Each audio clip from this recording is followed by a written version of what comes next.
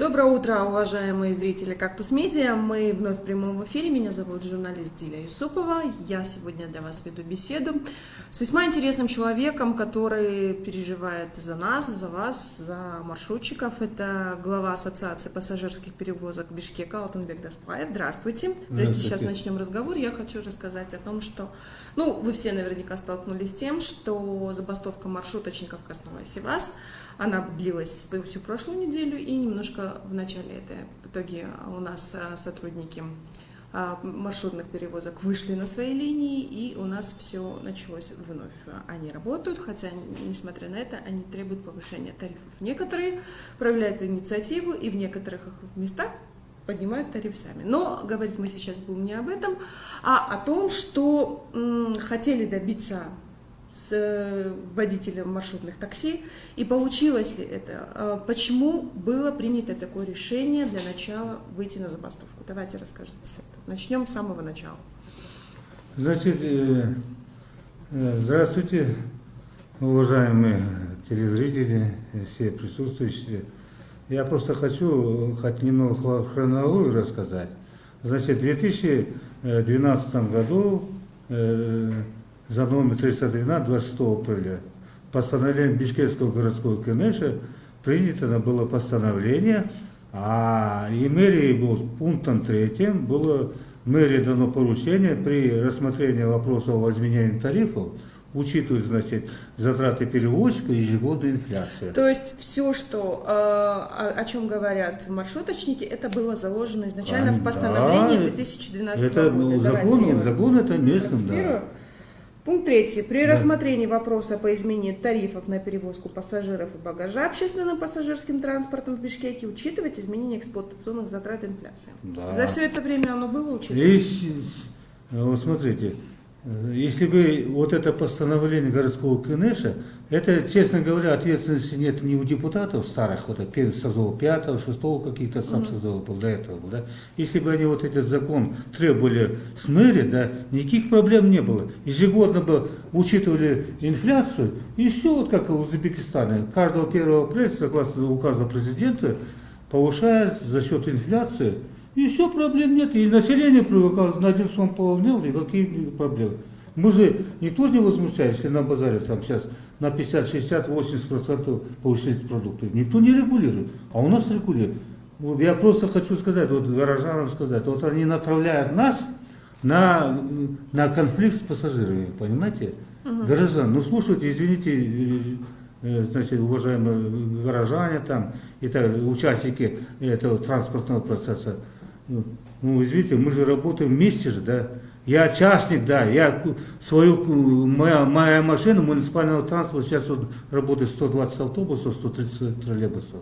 В советские времена, да, значит, было, например, 3 автобусных парка по 500 машин, 1500, 2 таксомоторные автобазы по 500, троллейбусное управление и маршрутники. Это около 2700 на 650 населения было. Было достаточно. Сейчас нам не хватает. А сейчас полтора миллиона, да. Сколько сейчас маршрутки перевозят в месяц пассажиров? Есть какие-то подсчеты? Нет, у нас есть подсчеты. Сколько? Для того, чтобы...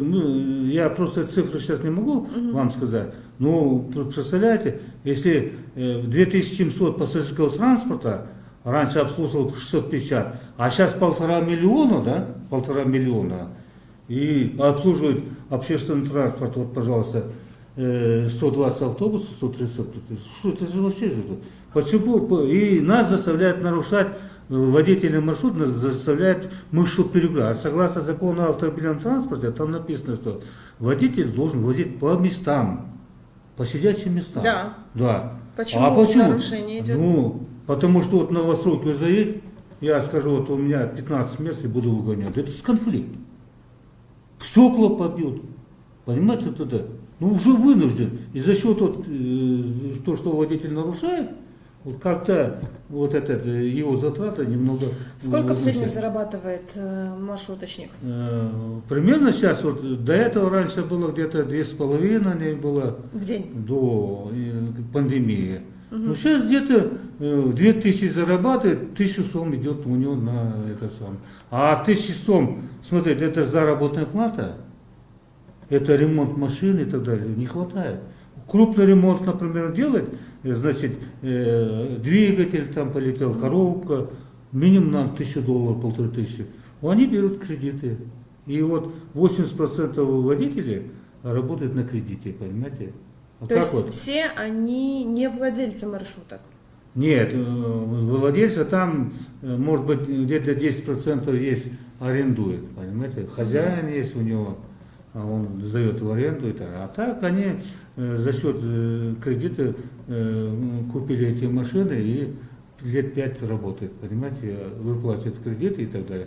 А сейчас вот с 2012 года вот, тарифы не поднимаются, обновления парков нет, потому что нет средств, понимаете. А если бы тариф был бы соответствующий. Какой, на ваш взгляд, оптимальный тариф? Потому что идет разговор о повышении тарифа. Ну, 15 сомов, либо 20 сомов, либо вообще вернуться по-прежнему к 10 сомам и забыть эту историю навсегда, а мы будем развивать муниципальный транспорт. Вот смотрите, муниципальному транспорту, да, ежегодно, вот автобусы, троллейбусы, там от 120-130, им ежегодно дают 360 миллионов дотации. Дотация. Для муниципального транспорта автобуса, троллейбуса разницы нет. Он 10 сумм будет, 5 сумм. Ему дотацию дают и все. Водитель там получает заработную плату, ремонт машины, горючие смазочные материалы, обслуга, ремонтная зона. Все это бесплатно. Водитель только ездит и все. Еще, честно говоря, они на линии имеют же тоже до 1000 сумм. Левые, понимаете? Если раньше кондуктор как-то обелечил, а это сейчас водитель сам. И ему сейчас невыгодно вот этим тулпаром заниматься, понимаете? Вот, электронное. А как насчет того, чтобы внедрить тулпар в маршрутках? Ну, я не знаю, в частном транспорте, это, вот я просто говорю, они же, это же затраты же. Вот сейчас водитель, например, платит ежемесячно патент. Сколько он стоит? Патент 1550. Ежемесячно платит. Потом он платит лицензию. Сколько? Где-то 25 сом в месяц. Он 500 сом в год. Понимаете? Страховку где-то около 2000 сом. Пассажиры уже страхуют же. Потом ежедневно водитель проходит медицинский контроль, контроль механика и нарколога. Там по 10 сом идет, понимаете, 30 сом. Это где-то 600-700 сом в день, это в месяц получает. И мы посчитали, где-то водитель в месяц, значит, он затраты несет 30 тысяч. Представляете? 30 тысяч. Вы наверняка во время забастовки встречались с депутатами городского Кинеша, с мэрией. Вот давайте начнем с тем, с кем вам удалось встретиться и о чем вы говорили. С мэрией вы встречались? Вот смотрите, у нас было этих совещаний уже 5-6 совещаний. О чем говорили? Да. Мы говорили, вот давайте исполняйте вот этот закон, постановление мэрии. 312 от 312, 2012 года. И закон о автомобильном транспорте. Что говорит закон об автомобильном транспорте? Закон о автомобильном транспорте написано, вот я вам, правила пассажирских перевозов, там написано, вот 166 статья, сейчас я вам покажу, 166 статья, вот. Плата за проезд. Плата за проезд пассажиров багажа транспорта общего пользования по городским, пригородным, междугородным маршрутам устанавливается перевозчикам обосновать соответствие законодательству. А соответствие законодательством, это вот есть закон мэрии и закон о местном самоуправлении, пожалуйста. Что вам сказал исполняющий обязанности мэра? Исполняющий обязанности, он просто не владеет ситуацией.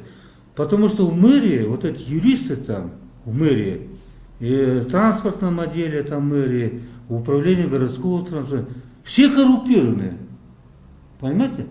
Коррупционная система там работает, ему подносят. Как работает она? Расскажите. Она работает. Ну как? Ну законы нарушает. Ну как нарушает? Да? Как ну как вот это? Они же не исполняют закон. Закон о транспорте не исполняют. Закон о местном... Что вам сказал исполняющий обязанности? А исполняющий говорит, нам вот юристы сказали так. Нет, ну, что он говорит? Как будут решать ситуацию с вами? То есть они оставили так, как есть. Они сейчас говорят. Говорят, значит, что наши юристы поработали, они говорят, согласно законодательству, должны антимонопольным комитетом утверждаться и городским комитетом. Ну, я же получил официальный запрос, делал антимонопольный комитет, там говорят, мы с нами тарифы на транспортное устройство не согласованы. Председатель горкомиссии Абиров тоже получил ответ.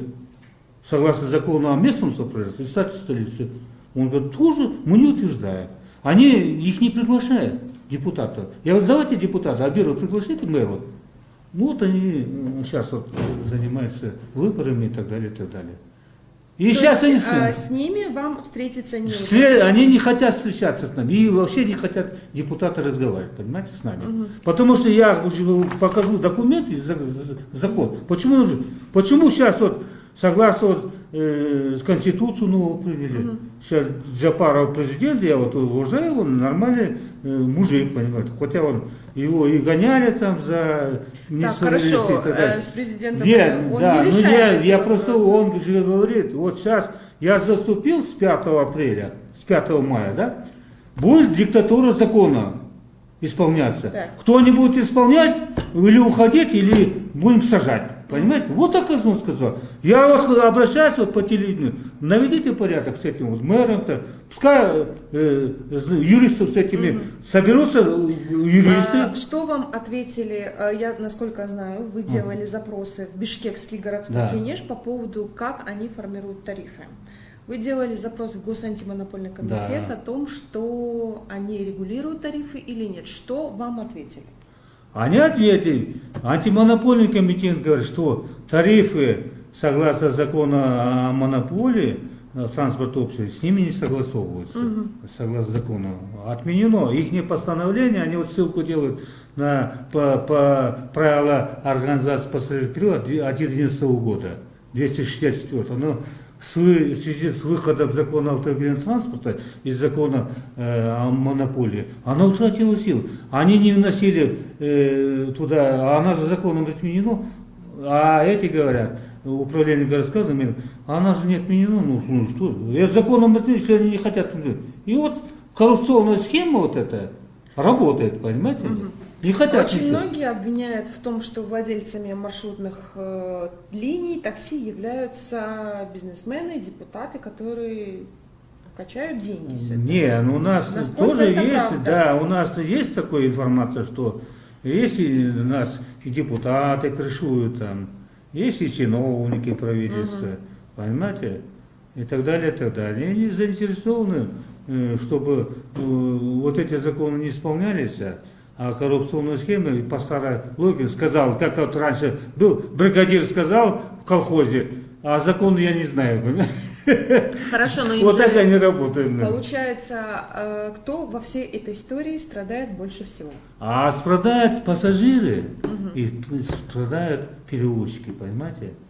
Если бы тариф был нормальный, там 15-20 сом, да, ну, водитель, из требований с него было бы, и он машина... Ну, об этом мы говорили в 2012 году, когда повышали тарифы, обещали сделать только посадочные места, чистые салоны, остановки только по требованию и не нарушать правила дорожного движения. За 9 лет ничего не изменилось. Ничего не изменилось. Нет, тариф там... на тот момент подняли, как и ездили полные маршрутки, так и ездили. Нет, ну они подняли, да.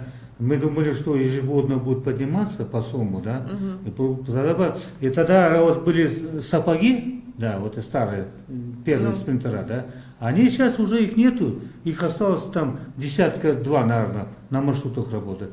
Пришли спринтера, сейчас уже пришли спринтер рексы, понимаете, они более комфортабельные. А все вот эти, если вот сейчас вот водитель почему пустует?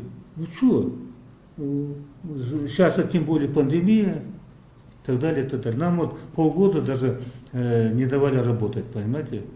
Даже вот водитель, например, заплатил лицензию за год, страховку за год заплатил, все документы, разрешительные документы на год заплатил.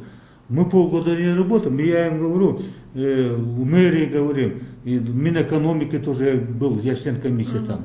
Я туда тоже обращаюсь, говорю, вот слушайте, вы вот сейчас, например, постановили правительство, когда пандемия, да, вы сказали, значит, на полгода там, до конца года отменяется аренда на муниципальные там здания, там, в аренду кто-то, там кредиты там продлеваются. А почему вы, говорю, лицензию? Он полгода не работал, он же за год заплатил. Вы продлите своим постановлением. Внесите Они отказались?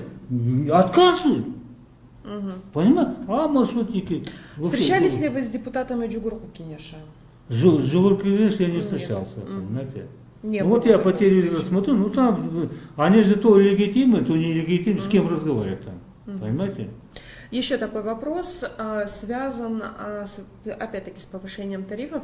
Вы говорите о том, что необходимо повышать, и тогда вы будете соблюдать условия, там, посадочные места и правила дорожного движения. Где дается гарантия того, что это будет выполняться? Потому что мы уже это проходили. Нет, вот смотрите, если тариф там 15 сделают, да, у нас будет четко, значит, будем требовать с водителей по местам, будем выезжать. Это есть госорганы, это налоговая пойдет, будет штрафовать их, ГАИ будут, транспортная инспекция будет, там, мэрия будет, да, мы будем требовать, да, с этим водителем будем расторгать. И когда будет тариф уже 15 лет, уже инвестор внутренний придет. Еще вопрос понимаете? только, Алтынбек Даспаевич. Вы говорите, что вы ожидали, что начнется повышаться по СОМу в течение года, Да. как в других странах. Да. Почему вы ждали 9 лет и не требовали этого повышения? Мы ежегодно давали расчеты. Они вот... Кто они? Управление городского транспорта ежегодно давали расчеты, вот каждый год учат. Они отдают в мэрию туда, депутаты, и они там хоронят, и все. Пока нет, социальный взрыв будет, тут. Боятся за свой, что вот, мол, социальный взрыв, их никто не изберет. Понимаете? Вот за портфелик боятся, и все, больше ничего. Вот все.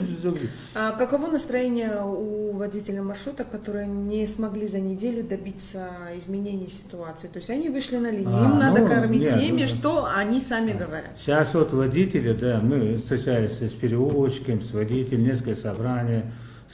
Там есть у нас инициативные группы с водителями. Мы с ними сказали, ребята, ну давайте в правовом поле работать. Да? Я, например, как вот председатель САДа, я так не говорю. У меня есть документ, есть закон, ссылку даю. Я перед любым прокурором, перед любым судьей отвечу. И все соглашаются, понимаете, со мной. Я им говорю, давайте, потому что они не владеют ситуацией. А там есть, значит, крупные фирмы есть, которые заинтересованы. Есть какие там, именно? Вот, ну, я хожу сказать, да, например, Акжалто, Лига, там другие, там, которые у них по 15, там, по 12 маршрутов. Они заинтересованы, значит, и там бригадиры, они диктуют, понимаете? И поэтому водители не владеют ситуацией. Если бы им бы разъяснили, согласно закону, туда, мы, во-первых, общественный транспорт, мы не можем бастовать.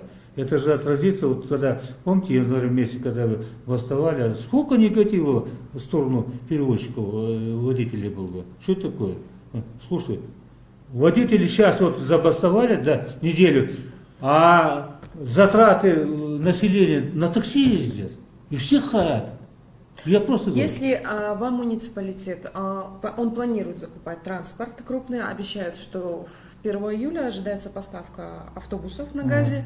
Если перевозчикам предложат перейти на работу туда, они перейдут? С удовольствием перейдут. Если, например, инвестор, значит, сейчас вот я просто хочу про инвесторов сказать. Вот 3 года назад белорусский автобусный завод приезжали. Автобусы этот контрактуальный, хороший, $120 стоит. Они приехали, говорят, сколько тарифов? 10 сом. Развернулись, уехали. Корейцы, узбеки приезжают, да? Сколько тариф? 10 сом. Если в России 50 рублей, в Казахстане 40 сомов нашими, в Узбекистане 35 сом, понимаете? А у нас 10 сом. Как будто у нас свой бензин, и как будто горючие материалы наши. Представляете, это же абсурд.